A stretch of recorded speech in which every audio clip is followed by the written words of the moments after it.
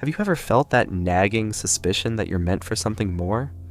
That beneath the comfort of routine and the expectations of society, there's a vast untapped potential waiting to be unleashed?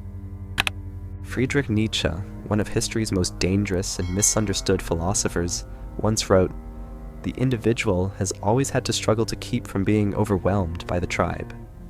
Yet, most of us surrender to this struggle without even realizing we've been conquered.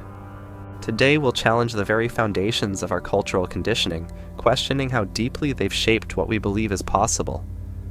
Nietzsche's philosophy is a beacon for those who feel suffocated by convention, yet struggle to articulate an alternative. Though his ideas were forged in the 19th century, they offer startling clarity for navigating the modern crisis of meaning. We inhabit a culture that has perfected the art of making conformity feel like rebellion. From carefully curated social media individuality to corporate-sponsored disruption, our society excels at channeling potentially revolutionary energies into predictable, marketable forms. Nietzsche identified this domestication of human potential over a century ago in his analysis of what he termed herd morality. Contrary to popular misinterpretations, Nietzsche's critique wasn't a rejection of morality itself, but an examination of its origins and functions. Through his genealogical method, most fully developed in On the Genealogy of Morals, he demonstrated how moral systems often emerge not from divine commandment or pure reason, but from complex power dynamics and psychological needs. Morality is the herd instinct in the individual, he declared, suggesting that conventional values primarily serve social cohesion rather than individual flourishing. Consider which of your core values you've actively chosen versus passively inherited. When did you last examine the genealogy of your own moral intuitions? Our educational systems, media landscapes, and social structures all incentivize certain ways of being while subtly pathologizing others. The exceptional individual must develop what Nietzsche called the suspicion that all is not well, with received wisdom, not to abandon ethics altogether, but to forge values more aligned with life's expansion. This suspicion extends even to seemingly benign virtues. Our celebration of humility, for instance, is it truly about spiritual elevation, or does it function to discourage the exceptional from fully expressing their capacities? Does our emphasis on compromise serve mutual flourishing, or does it secretly privilege maintenance of the status quo? The path beyond mediocrity begins with these uncomfortable questions. There are no facts, only interpretations, Nietzsche provocatively claimed. This wasn't an endorsement of relativism, but an introduction to his concept of perspectivism, the recognition that all knowledge emerges from particular perspectives shaped by biology, history, language, and power. Absolute objective truth, the view from nowhere, the inaudible, is both impossible and undesirable. This insight predated postmodernism by nearly a century and offers a crucial corrective to our era's polarized discourse. Rather than seeking the one correct perspective, Nietzsche advocated multiplying perspectives, developing the capacity to see from many vantage points while privileging those that enhance vitality and creative power. Contemporary cognitive science confirms Nietzsche's intuition. Our brains aren't passive receivers of objective reality, but active constructors of workable models. Physicist Carlo Rovelli echoes Nietzschean perspectivism when noting that reality is not what we see from a single perspective, but the way things interact. This doesn't mean all perspectives are equally valid, but it does suggest that intellectual growth requires actively seeking viewpoints that challenge our comfortable certainties. Consider how limited most people's perspective-taking abilities remain. We consume media that confirms existing views, surround ourselves with like-minded peers, and reflexively defend our worldviews against challenge.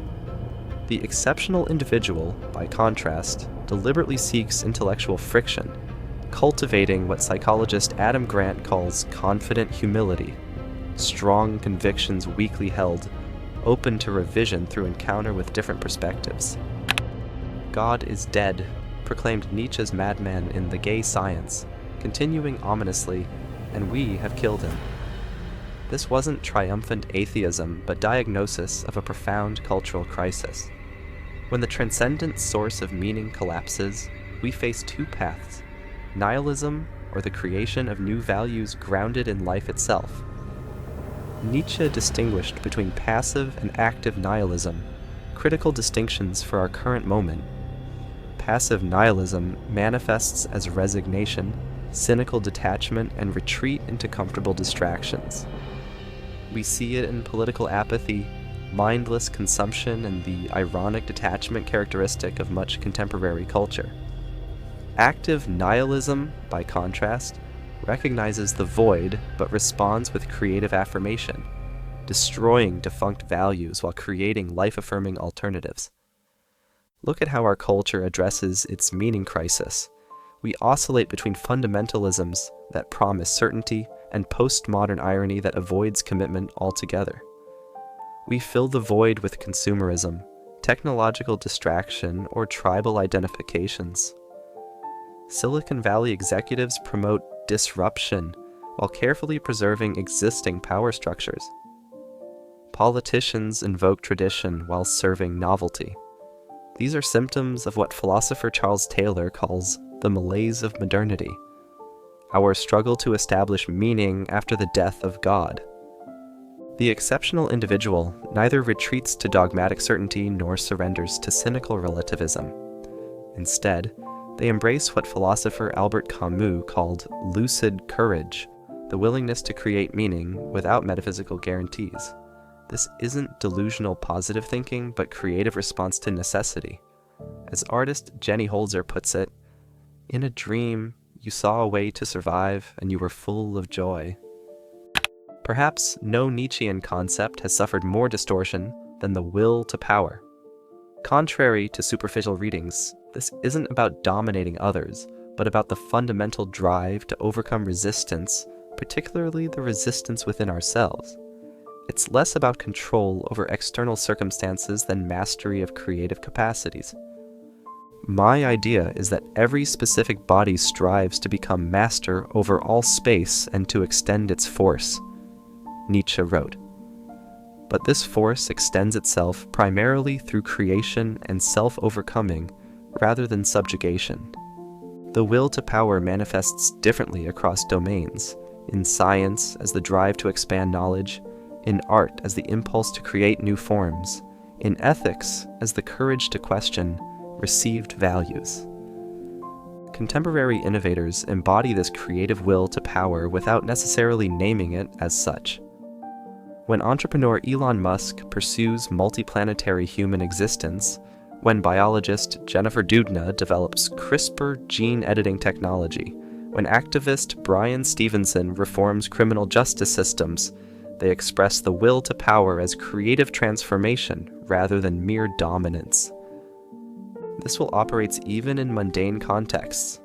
The programmer solving an intractable coding problem, the teacher developing new pedagogical approaches, the parent creating healthy family dynamics, all express the will to power as capacity enhancement rather than zero-sum competition. The exceptional individual channels this fundamental drive toward creation rather than destruction, toward empowerment rather than domination. Man is something that shall be overcome, declares Zarathustra, introducing Nietzsche's concept of the Übermensch or overhuman. This often misunderstood idea isn't about genetic superiority or domination, but about transcending inherited limitations to create new possibilities of human existence. The Übermensch isn't an endpoint, but a direction. Not something to become, but something to move toward through continuous self-overcoming. It represents the integration of our contradictory elements, the transmutation of suffering into meaning, and the creation of values that affirm rather than deny life. Importantly, this isn't merely individual achievement, but cultural transformation. The Übermensch creates new possibilities for humanity itself. This concept has particular relevance in our era of transhumanism and artificial intelligence. When technologists speak of human enhancement or optimization, they often reduce Nietzsche's vision to mere technical upgrading. But the Übermensch isn't about becoming more efficient within existing paradigms. It's about transcending those paradigms altogether to establish new horizons of human possibility. Supreme Court Justice Ruth Bader Ginsburg exemplified aspects of this Nietzschean ideal not through technological enhancement, but through cultural transformation.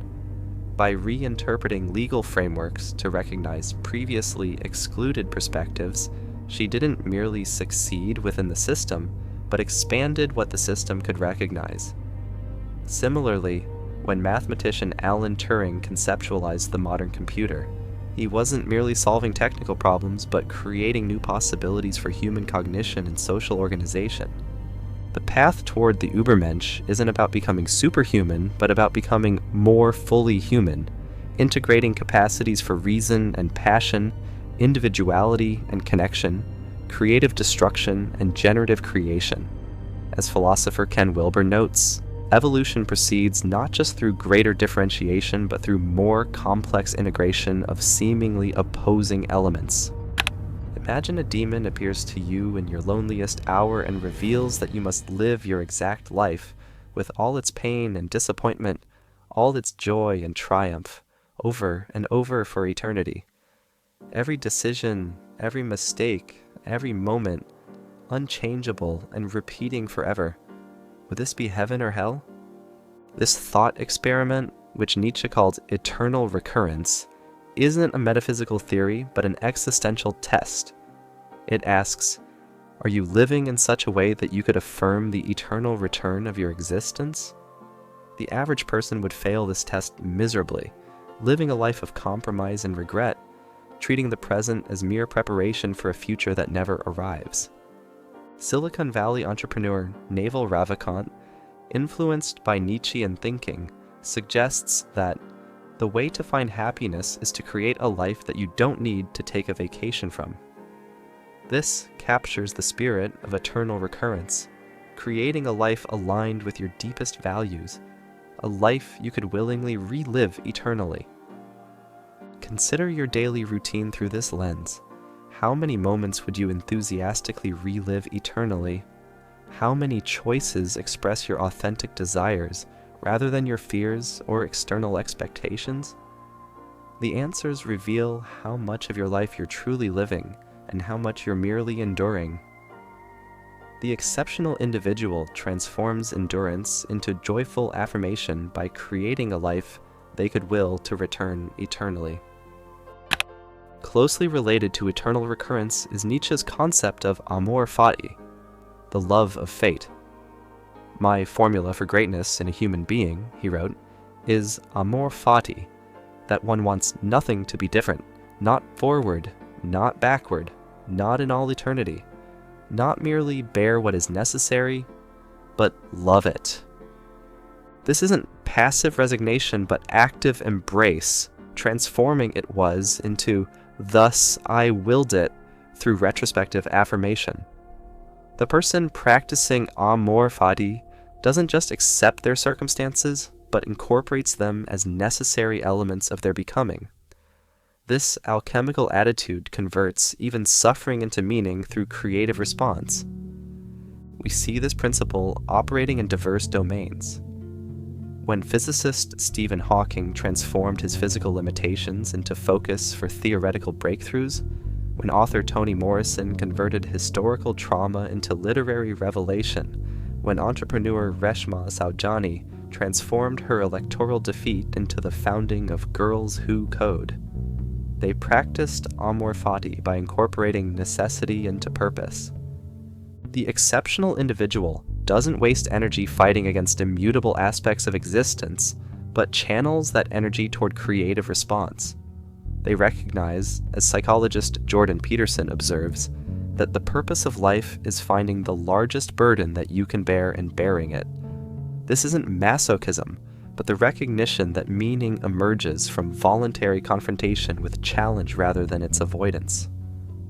Nietzsche's philosophy consistently transcends conventional binary oppositions. Beyond good and evil, beyond optimism and pessimism, beyond rationalism and irrationalism.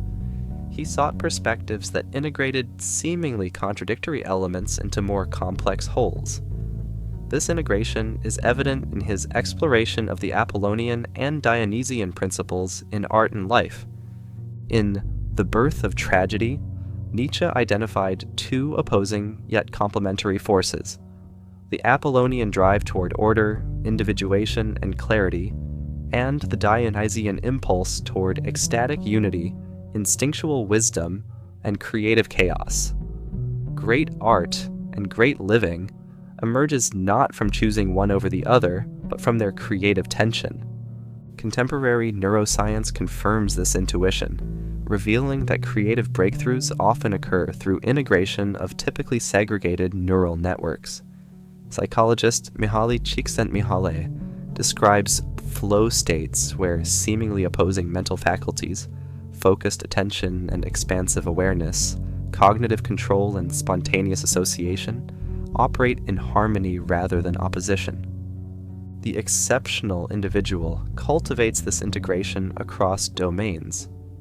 They balance analytical thinking with embodied knowing, individual excellence with meaningful connection, structured discipline with spontaneous play. They recognize that wisdom lies not in resolving paradoxes, but in holding them productively. As physicist Niels Bohr noted, the opposite of a profound truth may be another profound truth. How might Nietzsche's philosophy transform your actual life in our contemporary context? What practical steps might lead towards the extraordinary existence he envisioned? Let's consider three specific applications.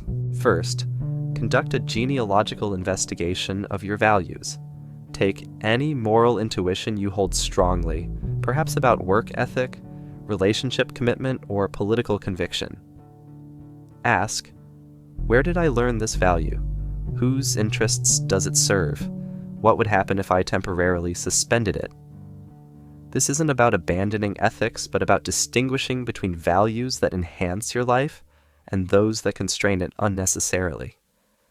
For example, many professionals internalize the value that responding immediately to emails demonstrates dedication and responsibility. A genealogical examination might reveal this as serving organizational control, rather than genuine productivity or well-being. Experimenting with alternative approaches, perhaps batching communications during specific hours, might reveal that the conventional value undermines rather than enhances your effectiveness. Second, practice perspectival thinking in polarized contexts.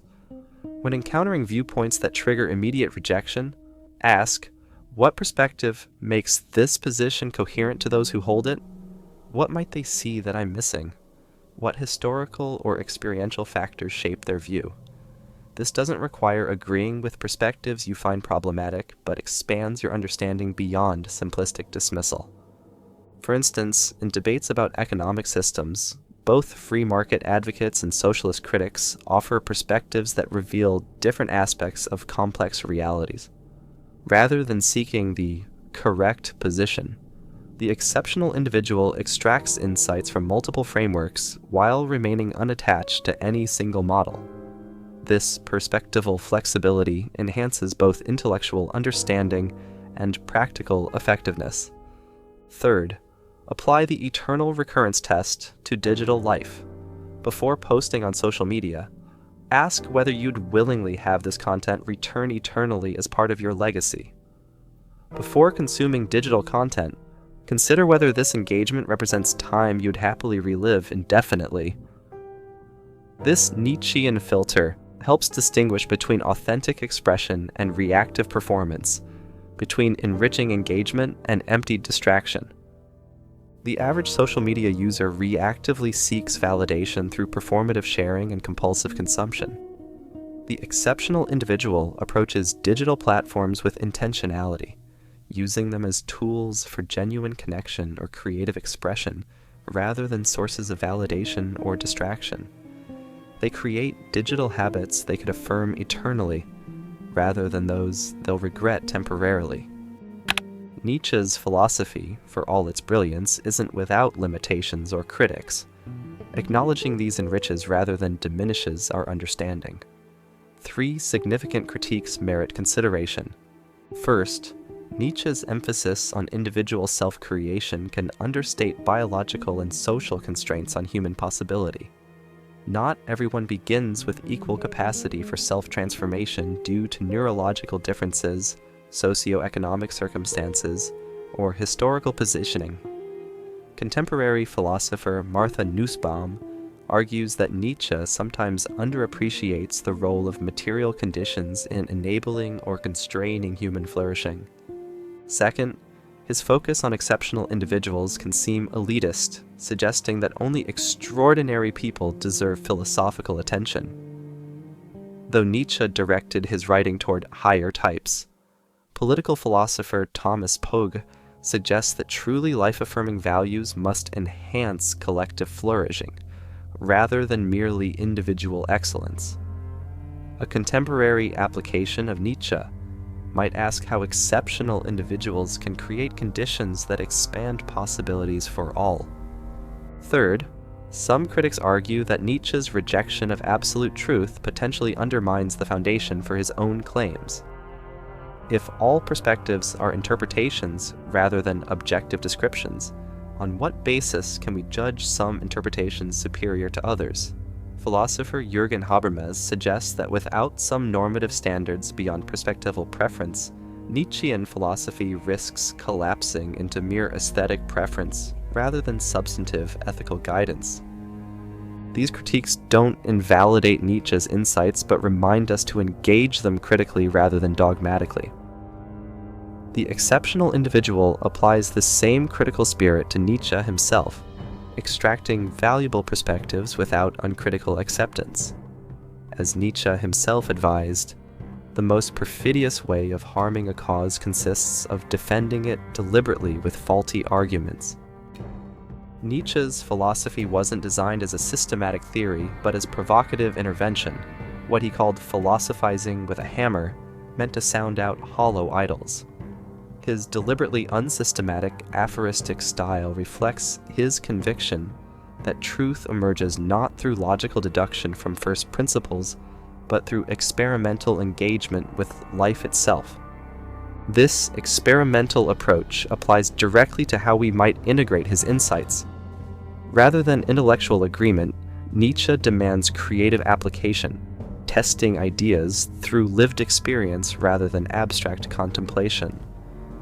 The doer alone learneth, he insists, suggesting that understanding emerges through action rather than mere analysis. Cognitive psychologist Carl Friston's active inference model supports this view, suggesting that organisms reduce uncertainty not just through passive perception, but through action that tests predictions against reality. We understand our environment, including our philosophical assumptions, by actively engaging with it rather than merely observing it. Consider 3 domains where creative experimentation might integrate Nietzschean insights into contemporary life. In professional contexts, experiment with redefining success beyond conventional metrics. A software engineer might measure achievement not just by efficient code, but by creating systems that enhance human capability.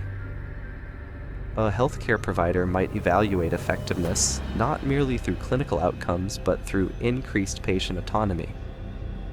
A business leader might assess value not just through quarterly profits, but through creation of organizational cultures that enable continuous innovation. In creative endeavors, experiment with embracing constraints rather than eliminating them. Filmmaker Werner Herzog's Minnesota Declaration echoes Nietzsche in suggesting that artistic truth emerges not through factual documentation, but through poetic, ecstatic truth that paradoxically requires discipline and limitation.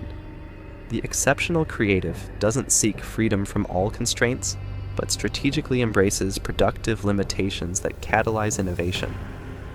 In personal development, experiment with voluntary discomfort rather than assumed comfort.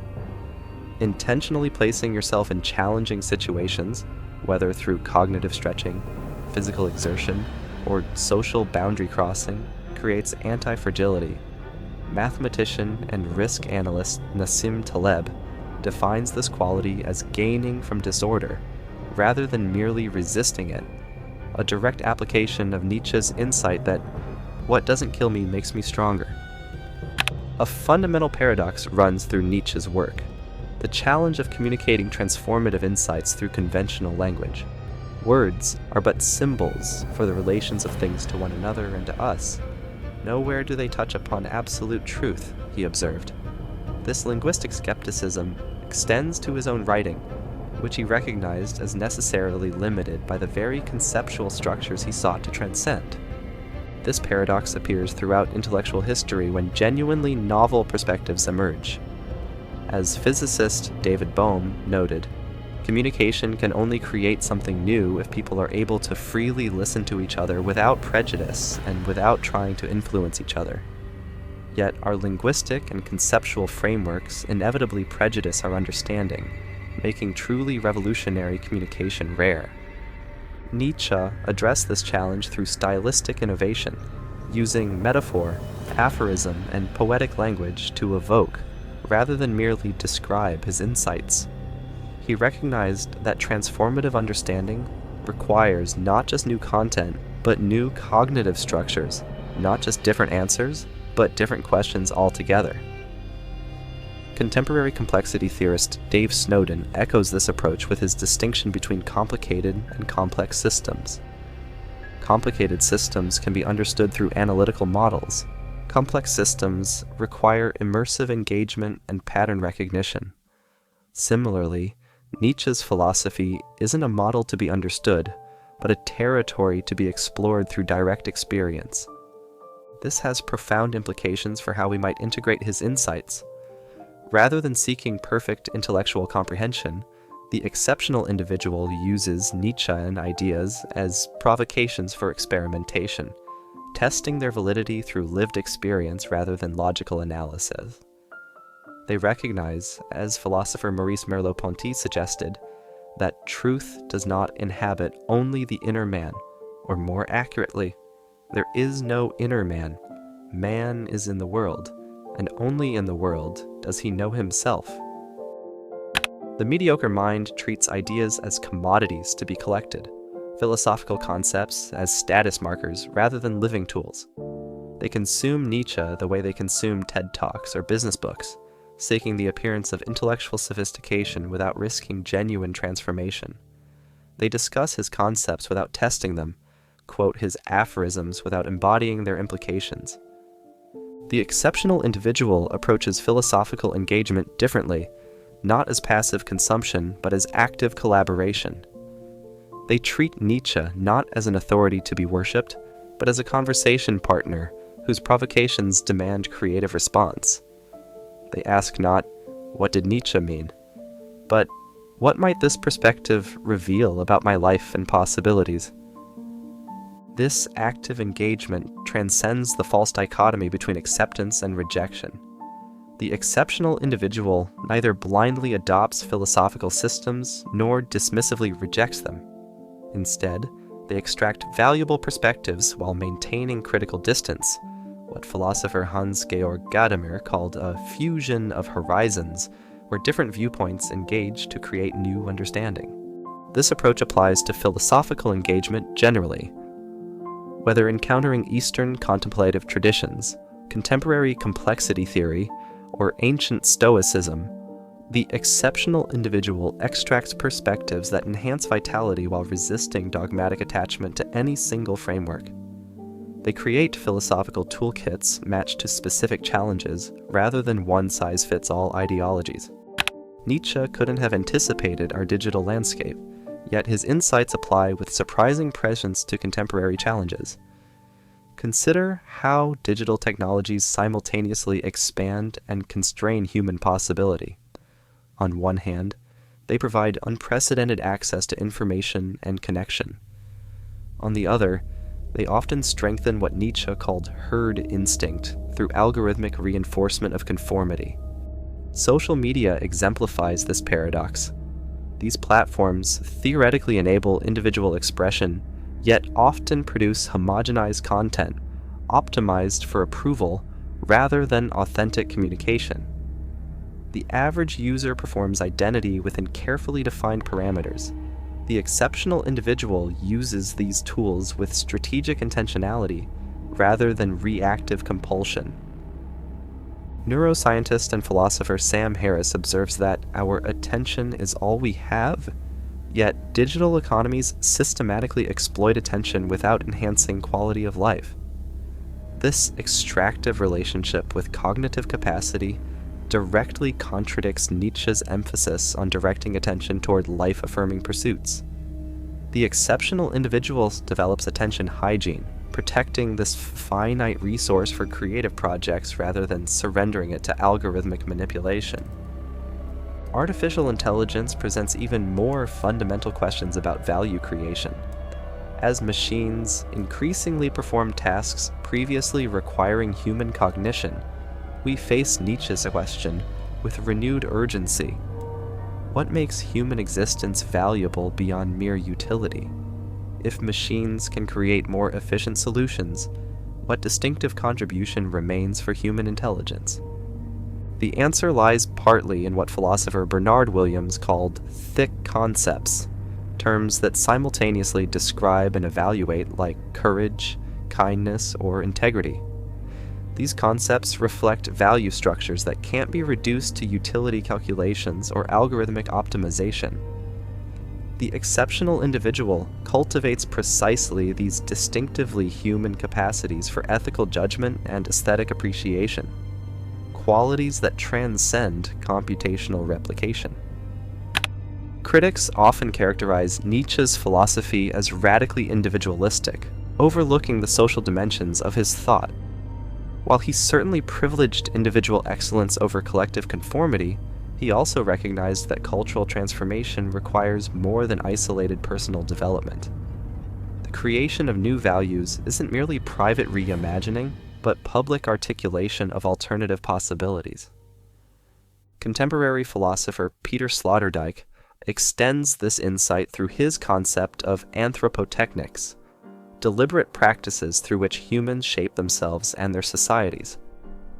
These practices aren't solitary but inherently social, transmitted through what he calls vertical tensions that pull individuals toward exemplary possibilities demonstrated by others.